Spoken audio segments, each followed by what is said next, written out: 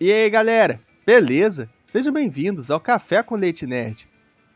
Recentemente tivemos a publicação do capítulo 368 de Berserk, chamado Devoradores.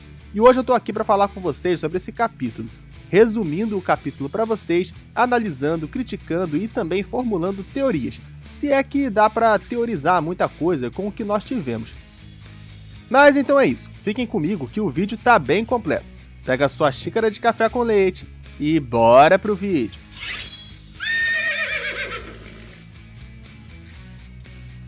Muito bem. Podem ir para casa tomar café com leite. E não interfiram na luta.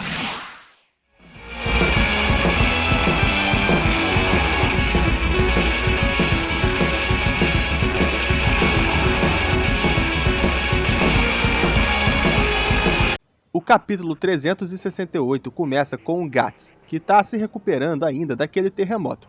Ele está no chão e se arrastando enquanto está sendo cercado por aquelas criaturas que brotaram do interior da ilha. Esses monstros, assim como costumava acontecer com aqueles que caçavam o protagonista antes, chamam ele o tempo todo de sacrifício. Eles não parecem ser tão diferentes das demais criaturas e espíritos que perseguiam o Espadachim Negro. Depois é mostrado pra gente o grupo do Ishidoro, Isma, Sérpico e Dana, que também estão sendo cercados. O Sérpico e o Ishidoro imediatamente associam aquelas criaturas ao que eles viram em Albion, e de fato são bem semelhantes. Um dos monstros iria atacar Ishidoro, mas o Skunk Knight chega destruindo a criatura. Nesse momento, o Skunk Knight, daquele jeitão dele que explica tudo e não explica nada, diz que um feixe de luz ofuscante trespassou a ilha e infligiu um corte abrindo passagens. E dessa forma, essas coisas chegaram até a superfície. O cavaleiro ainda afirma que, de certa forma, essas criaturas são os senhores da ilha, e são demais para pessoas comuns. Eles deveriam fugir. Basicamente, o que o Skunk Knight está dizendo é que Griffith, quando conseguiu burlar as defesas da ilha, usou as habilidades dele para abrir essas tais fendas e atrair aqueles seres. Sobre o que são essas criaturas e por que isso está acontecendo, eu não vou entrar muito em detalhe nesse vídeo, porque eu acho que caberia um vídeo somente para explicar essas questões envolvendo a história e a estrutura dessa ilha. Talvez eu traga isso no futuro, então vamos só continuar avançando com o capítulo. Skunk Knight enfrenta mais algumas das criaturas, lutando majestosamente como sempre. Após atacar mais alguns monstros, ele diz que não pode ficar protegendo todos eles, então ordena que eles fujam. Mas o Ishidoro diz que não queria fugir em uma situação dessas. Ele vai ficar e vai lutar. E a Isma, do jeito bobo dela, aprova isso. Enquanto isso, o Skunk Knight tem as reflexões dele, refletindo que aquela ruína pode ter sido pré-ordenada, ou seja, tudo aquilo que está acontecendo pode já ter sido definido antes. Mas depois ele se questiona se o ímpeto de um mero homem que desafia a morte também pode ser parte do destino. Ou seja, ele se pergunta se a destruição daquela ilha poderia já ter sido preordenada ou se talvez a presença de Guts ali poderia ter causado tudo isso. E antes de a gente prosseguir, eu queria que você soubesse que caso você tenha algum tipo de produto ou trabalho, você pode divulgar ele aqui no canal por um preço absolutamente baixíssimo. Talvez aqui você consiga novos compradores ou clientes. Para saber mais, vai na descrição para ver mais detalhes. E também, caso você curta o nosso trabalho e queira nos ajudar financeiramente com qualquer valor, você pode nos doar via Pix. Sua doação com certeza vai ajudar o canal a melhorar e também vai nos motivar a continuar com esse trabalho. Enfim, recado dado. Agora, bora continuar. Depois é mostrado outro ponto, a costa da ilha, que é onde Roderick e a tripulação dele está, e o capitão está preparando a retirada. Aparentemente, ele soube do que estava para acontecer graças às sereias, que conseguiram sentir o perigo quando Griffith invadiu e alertaram aos homens antes que chegasse ao ponto crítico. Então eu acredito que essa cena que nós estamos vendo agora vem antes de os tremores da ilha começarem no capítulo 367. Lembrando que tudo isso que está acontecendo nos últimos capítulos, desde a aparição do Griffith até esse capítulo, deve estar acontecendo no espaço de tempo de no máximo 10 minutos, provavelmente menos. Então seria realmente o tempo de as sereias avisarem o que estava acontecendo para o Roderick, ele enviar um mensageiro para anunciar a saída aos que estão na ilha e iniciar a retirada da tripulação. No meio disso tudo tem uma cena cômica com o Magnífico, que é um personagem que eu sinceramente nem sei para que existe, mas enfim, o Roderick dá uma porrada nele, fazendo o que eu quero fazer o tempo todo com esse sujeito. Mas logo depois disso, os tremores começam a aparecer. Provavelmente os mesmos tremores que se iniciaram no capítulo 367. Eu acho que é o mesmo tremor do capítulo 367, porque todos da tripulação ficaram muito surpresos com o tremor, o que não aconteceria se houvesse outros antes. Mas o Roderick, que era o único que já estava esperando por isso, graças ao aviso das sereias, fica mais calmo e tenta acalmar a todos também. Logo em seguida, eles veem os monstros vindo da ilha em direção à costa, indicando que agora está se passando os eventos do início desse próprio capítulo, o 368. Ou seja, toda essa cena do Roderick e a tripulação começou lá no capítulo 365, para então ir se atualizando em poucos quadros até o capítulo 368, evidenciando a rapidez em que todos esses eventos estão acontecendo. Eu tô só fazendo essas observações porque eu sei que essa questão da cronologia e ordem dos acontecimentos podem confundir um pouco, já que mesmo já tendo se passado tantos capítulos, nós ainda estamos vendo nos personagens o impacto das coisas que aconteceram há alguns capítulos atrás. O motivo para isso é que nesse momento a obra está trabalhando com múltiplos núcleos e personagens ao mesmo tempo, então é realmente difícil para a equipe administrar o impacto dos acontecimentos em todos esses setores. E é mais difícil ainda para os leitores conseguirem compreender tudo o que está acontecendo. Então temos que nos atentar a esses pequenos detalhes. Só que é mais difícil ainda para mim saber que você está vendo esse vídeo até agora e não deu o like. Galera, o like de vocês ajuda demais esse vídeo a ter mais alcance aqui na plataforma, além também de me motivar cada vez mais a trazer esse conteúdo por saber que vocês estão gostando dele. Então deixa o like no vídeo, beleza? E também se inscrevam no canal se não forem inscritos e ative as notificações para receber os nossos vídeos. Toda semana tem muito conteúdo de animes e mangás aqui para vocês, além também de sempre ter bom conteúdo de Berserk. Se inscreve e venha fazer parte da nossa comunidade, você também. Bom, continuando com essa cena toda na costa, alguns membros da tripulação acabam sendo engolidos por essa massa demoníaca. E então nós vemos na prática o que vai acontecer se aquelas coisas pegarem eles. E é claro que aquilo leva todos ao desespero. Roderick tenta coordenar a retirada, mas é inútil. Eles estão completamente cercados por aquelas coisas. E vendo quão desesperadora aquela situação é, Roderick pensa em Farnese, que por sinal está sumidinha, assim como a Silk.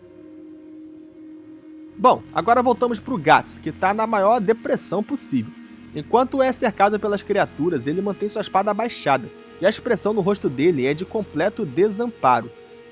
Guts está completamente quebrado, seu espírito de guerreiro, seu espírito de manter a espada erguida apesar de tudo, está completamente morto. Ele olha para cima e, com a expressão de quem quer chorar, observa a Casca se afastando cada vez mais, nos braços de Griffith. Ele estende a mão para a mulher em um ato desesperado, e Casca lentamente começa a abrir os olhos e se vê distanciando-se da ilha, ou melhor, de Guts. Enquanto isso, o protagonista também tem a visão dela se afastando, uma cena bastante dramática por sinal. E depois disso nós vemos uma espécie de desfalecimento da ilha, onde tudo começa a literalmente desmoronar, e nós vemos isso principalmente pelo Puck, que ainda está sobrevoando o local. E o capítulo encerra justamente com essa visão, da ilha praticamente desmoronando com a árvore ao seu centro. Bom, gente, basicamente esse foi o resumo do capítulo. Não é o tipo de capítulo que tenha muita coisa o que falar, apesar de ter tido 20 páginas. Foi um capítulo muito mais visual do que qualquer outra coisa, já que quase metade do capítulo foi só mostrando as lamúrias do Guts e ele vendo Casca partir. Mas apesar disso, eu gostaria de comentar algumas coisas. Primeiro, falando da arte, de forma geral ela tá muito boa. Teve alguns momentos em que alguns quadros me causaram certa estranheza, mas considerando o nível da arte, a quantidade de elementos nos quadros, como o número de personagens e cenários, o número de páginas em si, e o tempo em que eles entregaram isso tudo, eu acho que o saldo é completamente positivo e a equipe está de parabéns por isso. Agora, analisando o conteúdo do capítulo em si, não tem tanto o que falar, como eu já mencionei. Isso porque é um capítulo muito mais visual, mas isso não torna o capítulo necessariamente ruim. A cena da partida da Casca, por exemplo, pode não ter tido diálogos, mas eu achei muito legal a carga dramática que eles deram a essa cena, principalmente em tudo que diz respeito ao Guts, que demonstrou uma fragilidade que eu sinceramente não me lembro de ter visto na obra inteira, desde a infância dele, com aquela cena toda com o Gambino e o Donovan. Nem mesmo no Eclipse, que tinha sido até então o pior momento da vida dele, ele teve essa postura tão derrotada e fragilizada. Lá ele respondeu a tudo de uma maneira muito diferente, com ira e tudo mais. Eu acredito que isso se dê principalmente à frustração do protagonista em relação ao Griffith. Guts, ao ver Griffith, deu essa resposta raivosa e combativa que ele costuma dar às coisas, mas isso simplesmente não adiantou. Ele atacou Griffith com tudo que tinha e simplesmente não deu nada. Ele simplesmente não podia alcançar o vilão. Griffith simplesmente foi ali, tirou casca das mãos deles e foi embora com toda a facilidade do mundo. E ele se sentiu completamente impotente. Para ele, foi com certeza a pior das derrotas. Além disso, teve aquele núcleo do Hodorick, que é a tripulação dele, e também o núcleo do Ishidoro, mas que não tem tanta coisa para comentar. Uma única coisa que eu gostaria de comentar nisso tudo é a apatia toda do Sérpico nessa situação. Eu tô achando o Sérpico passivo demais nisso tudo. Do jeito que eu conheço o personagem, ele já deveria estar loucão por aí procurando pela Farnese, ou ao menos estaria pensando nela. A minha sensação é que o Hodorick está muito mais preocupado com a Farnese do que o próprio Sérpico. O que eu julgo um pouco incoerente, para falar a verdade. A sensação que eu tenho é que a equipe infelizmente não está conseguindo durante os capítulos trabalhar bem esses múltiplos núcleos na ilha. Já tem alguns capítulos que tudo começou e nós vimos muita pouca coisa do que está acontecendo na ilha de forma geral. Por exemplo, não vimos como os magos estão reagindo a essa situação toda. Não vimos a população da ilha, os bruxos, não vimos como está a coisa lá no entre aspas submundo da ilha e nem nada disso. Não vimos até agora o que aconteceu com a Farnese e a Silk desde que a casca foi pega por Griffith. Ou seja, está faltando muito detalhamento nesse sentido, sobre como cada um está lidando e reagindo com o que está acontecendo. E tendo em vista que já faz 4 capítulos desde que tudo isso começou, já éramos para termos visto todas essas coisas, mesmo que não tivesse tanto quadro em cada núcleo para mostrar. Podia ser feita só algumas menções, né? 1 ou 2 quadros. Essas menções pequenas já bastavam, mas nem isso aconteceu. Mas para ser justo com a equipe, é realmente extremamente difícil fazer isso. Eu realmente acho que nessa coisa toda da ilha, o Miura deu uma ampliada gigantesca no número de detalhes da história, especialmente no número de personagens. A quantidade de personagem que está presente nessa ilha é absurda, desde os habitantes aos que chegaram com o Guts e o time dele. Então eu acredito que realmente deve estar uma bosta pro Mori e a equipe ter que pensar nisso tudo, sobre o que cada personagem faria e como eles reagiriam, já que não é a história deles. É uma situação muito complicada, porque eu tenho certeza que o Miura não revelou essa quantidade toda de detalhes pro Cold Mori. Então, ou ele vai ter que inventar muita coisa da cabeça dele para preencher essas lacunas, ou ele simplesmente não vai fazer, o que vai deixar essas brechas na história. Para ser bem sincero, esse é um tipo de problema que eu acho que vai ser bastante presente até o fim da história. Agora, deixando a parte crítica e indo para a parte teórica, eu acho que não tem muita coisa para a gente teorizar acerca desse capítulo. Eu acho que eu posso manter mais ou menos o que falei no vídeo falando sobre o capítulo 367. Agora o que provavelmente vai acontecer é uma jornada de sobrevivência a isso tudo. Aquela galera precisa escapar daquela ilha de alguma forma, e provavelmente vai ser uma coisa bem difícil a se fazer, porque como vimos, está todo mundo cercado por essas criaturas, até mesmo o Hodorick e a tripulação dele lá na costa. Talvez vejamos alguns dos seres mágicos da ilha entrando em ação nesse sentido, enviando todos para algum outro lugar com uma magia de espaço-tempo. O Skunk Knight mesmo consegue fazer isso com a espada da ressonância. Outra opção é fugir pelo céu. Aqueles bruxos sabem usar as vassouras para voar, e inclusive a Morda é muito boa nisso. Foi dada muito ênfase a isso antes de o Miura falecer.